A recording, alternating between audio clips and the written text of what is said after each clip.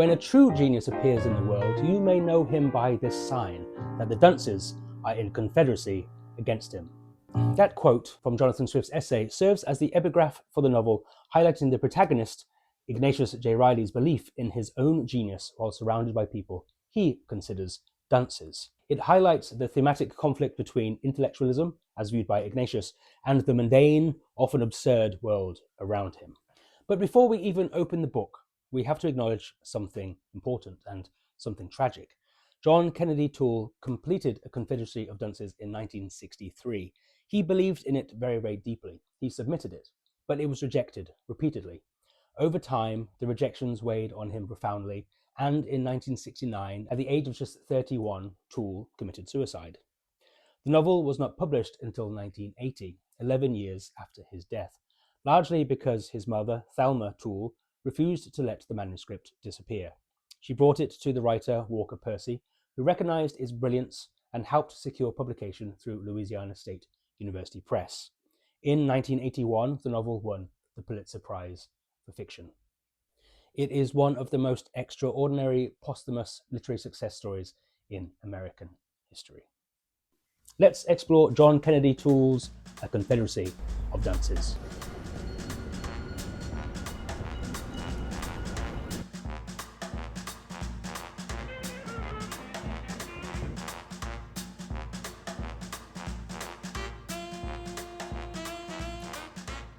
So let's get into the story itself. Set in early 1960s New Orleans, the novel begins with Ignatius living at home with his mother, Irene Reilly. He is 30 years old, overweight, self-diagnosed with a pyloric valve. He's always going on about his collapsed valve. He is unemployed and convinced that modern civilization is in terminal decline. He is this large, grotesque, belching imbecile, obviously not stupid, but also a big idiot in many ways too. After an incident involving Irene's reckless driving and a near legal disaster, Irene, his mum, already a little chaotic and increasingly difficult to manage, pushes Ignatius toward employment, since his preferred lifestyle consists of writing grandiose polemics and consuming hot dogs while condemning the decline of civilization. What follows in the story is a brilliantly constructed sequence of jobs and social entanglements that function like episodes in a comic descent. Ignatius works at the Levi Pants factory and, with breathtaking incompetence, turns minor office tensions into a near revolution. He becomes entangled with the factory's laborers, the anxious management, and his own delusions of leadership. Later, he takes work selling hot dogs from a cart, and the novel turns New Orleans streets into a stage for his confrontations with tourists, with police, with bar owners, and basically anyone unlucky enough to become his audience. And meanwhile, the story's supporting cast forms a secondary web of farce. Nightclub schemes, romantic misunderstandings, petty fraud, and workplace humiliations all orbit around Ignatius, who somehow manages to intensify every situation simply by entering it. The novel moves with the logic of escalation. Each attempt to force Ignatius into normal life produces a new, more elaborate failure, and each failure reveals something sharper about the city and the people within it. I want to mention the form here. Toole has written a modern picaresque novel. Ignatius J. Reilly is a perfect 20th century Picaro, as we follow him through a chain of misadventures where he bounces between social environments, exposing the absurdities of each one. The proportion comes from collision, Ignatius versus everyone, including himself. The picaresque form dates back to early modern European literature and typically follows a rogue-like protagonist, or the Picaro, who moves episodically through different social environments. Rather than building toward a neat climax, the narrative unfolds as a chain of misadventures. The hero, or in this case with Ignatius, the anti-hero, remains largely unchanged, while society is exposed through his collisions with it. So next, let's talk about this chap on the front, Ignatius J. Reilly himself. Ignatius is probably one of the great comic creations in American literature, precisely because he is not merely funny, but he is psychologically coherent in his absurdity. He is pompous, learned, self-pitying, reactionary, and even occasionally cruel, but relentlessly theatrical. He speaks as though every minor inconvenience is some apocalyptic sign. He interprets modern society as modern collapse, yet his own life is sustained by the very comforts and dependencies that he despises. He always has a theory, he always has a justification. He's never simply wrong, he is just persecuted. His mother, Irene, is also a fantastic comedy character, and she's not simply the mother, she is a vivid comic figure in her own right, emotionally volatile, drawn to drink and social escapism, and increasingly exhausted by the burden of supporting a son who refuses adulthood. Their relationship provides some of the novel's richest humour because it is both infuriating and recognisably domestic. Two people locked in dependency, resentment, and reluctant affection. There's somewhat of a book within a book, or a story within a story, I should say, because Ignatius is writing to his ex-girlfriend or partner, or perhaps some sort of long-time correspondent called Myrna. She is this politically engaged, sexually frank, and intellectually combative character. The letters between Ignatius and Myrna act as a secondary novel inside the novel, as I said.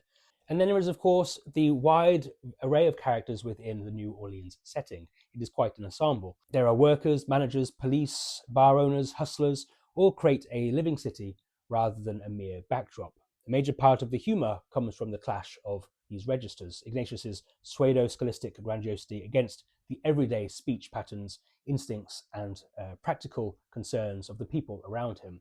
The city is not a neutral stage, it is an active comic instrument. One of my favorite aspects of the story is the relationship between the Levi family, or the husband and wife of the Levis. Gus Levi is a nominal owner of Levi pants, but he is also paralyzed by indecision and insecurity. He is obsessed with being morally upright, terrified by lawsuits, and perpetually worried about being perceived as unethical. He constantly questions whether he is a bad person, whether he is exploiting workers, whether he is failing morally as a capitalist. His anxiety borders on existential paralysis. Whereas, on the other hand, Mrs. Levi, by contrast, is formidable. She is efficient and domineering, and entirely unimpressed by her husband's moral dithering. She views his scruples as weakness and his hesitations as incompetence. Where Gus frets about virtue, Mrs. Levi runs the business. Their dynamic is comic perfection. Gus is drowning in abstract guilt, where Mrs. Levi is cutting through reality with blunt force. Ignatius then enters this already dysfunctional ecosystem like a philosophical virus. His medieval rhetoric and half-baked revolutionary ideas only intensify the Levi's marital and managerial tensions. The brilliance of these scenes is that Toole does not simply mock capitalism or labour relations, he mocks indecision and performative morality, bureaucratic confusion, and domestic imbalance. The Levi factory becomes a microcosm of institutional absurdity.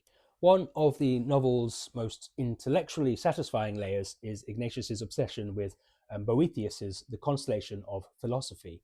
Boethius, writing in the 6th century while awaiting execution, reflected on Fortuna, the goddess of fortune. The wheels of fortune turns unpredictably, lifting some and casting down others. Earthly success is unstable. True wisdom lies in accepting this volatility. Ignatius J. Reilly constantly invokes Fortuna to explain his misfortunes. If he loses a job, it is Fortuna. If society rejects him, it is Fortuna. If modernity decays around him, it is Fortuna's wheels spinning downward. But here lies the genius of Toole's satire. Ignatius is actually misusing Boethius because rather than finding humility in Fortuna's unpredictability, he weaponizes it as an excuse. He is somehow unresponsible for it. The wheel has turned against him. He is not incompetent, he is cosmically persecuted. Ignatius longs for a medieval world of order, hierarchy, and theological coherence. The modern consumer capitalism offends him, pop culture offends him, leisure culture offends him, and yet he depends entirely on the comforts of the modern world he condemns. This philosophical layer elevates the novel. It is not merely comic exaggeration, it is intellectual farce. There are lots of brilliant, funny moments within the story, but one of the novel's most chaotic sequences that sticks out in my mind is one that occurs at the Night of Joy. It's like a bar or a nightclub, the seedy bar run by Lana Lee. The nightclub is already a nest of incompetence, surveillance, paranoia, and small-time criminal improvisation. Lana is desperate to avoid police scrutiny. Her employees are mismatched and perpetually confused. Into this unstable ecosystem, disruption is inevitable. Towards the end, during one of the club's ill-fated promotional schemes, a cockatoo, meant to add spectacle to Darlene's dance show, becomes the center of a disaster. The bird goes for Ignatius's gold earring, causing more mayhem and madness. Naturally, in Ignatius's delusional mind, the bird has been trained by commies to attack him. And then earlier in the book, being forced into employment, Ignatius pushes the hot dog cart through New Orleans streets like some medieval philosopher condemned to commerce. He despises the job, of course, and he despises his customers. He despises the modern appetite for convenience food, and yet he cannot resist consuming the inventory himself, turning up with no profits for the business owner at all. He delivers grand monologues to uninterested pedestrians. He criticizes their taste, he insults their consumer habits. He interprets every minor inconvenience like heat, hunger, and disinterest as a symptom of civilizational decline. At one point, overwhelmed by hunger and resentment, he begins secretly eating the hot dogs he is supposed to sell, treating the cart less as a business and more like a private buffet. This episode captures the essence of Ignatius, his inability to perform even the simplest economic function without converting it into some philosophical theatre. There is this enormous gap between his self-conception as a persecuted intellectual and the reality of him sweating behind a hot dog cart. The book's outlandish scenes work because they amplify recognizable human behaviors like hypocrisy, vanity, laziness, status anxiety, moral posturing. The characters are heightened, but the impulses are real and authentic. This is why the comedy lasts beyond the initial surprise. It is not a one-joke premise, it is a sustained portrayal of human foolishness. And one of the most frequently praised aspects of the novel is its depiction of New Orleans dialects and the city's social textures. Toole's comedy is inseparable from voice. The rhythms of speech and the cultural references, the everyday idioms. New Orleans is not merely where the story happens, it shapes how characters think, how they argue, how they flirt, and how they threaten, how they scheme, and misunderstand one another. The result is a comic atmosphere that feels inhabited rather than constructed. But at the end of the day, this is also a remarkable example of a character-driven humor. Ignatius is not funny because he delivers punchlines. He is funny because his mind is a machine that converts reality into self-serving melodrama. And if you care about voice, about sentences that feel like they come from a specific place, spoken by people who could not possibly exist anywhere else, this book is a masterclass in how setting becomes a language. And if nothing else, it is worth reading for the boldness of its comic confidence. Early on, Ignatius announces, "I am at the moment writing a lengthy indictment against our century." The line is funny because it is absurd, but it is also a thesis statement. He will indict the century, he will indict everyone, and the novel will indict him right back. So why should you read A Confederacy of Dunces?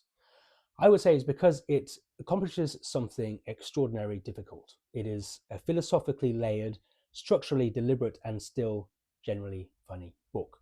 It revives the picaresque tradition for modern America. It incorporates medieval philosophy without losing comedic momentum, and it gives us one of literature's most unforgettable comic creations. And beneath all the daftness and the over-the-top situations, there is a portrait of delusion, of entitlement, and grievance that feels startlingly contemporary. And perhaps most poignantly, it stands as a reminder that sometimes genius goes unrecognized in its own time, while the wheel of fortuna turns quietly in the background. I hope you enjoyed my video essay on A Confederacy of Dunces. I highly recommend you pick it out and read it yourself. It's lots of fun. And if you liked this video, again, please like and subscribe to my channel, and I'll see you again soon for more video essays. Goodbye.